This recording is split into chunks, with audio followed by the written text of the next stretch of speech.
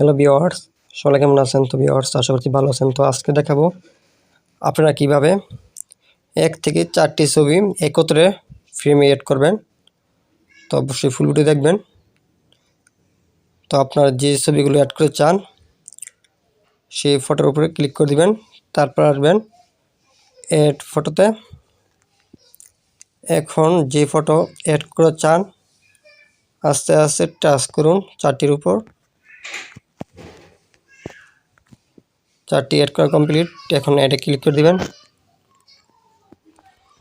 এখন সবগুলো বড় করে নেবেন।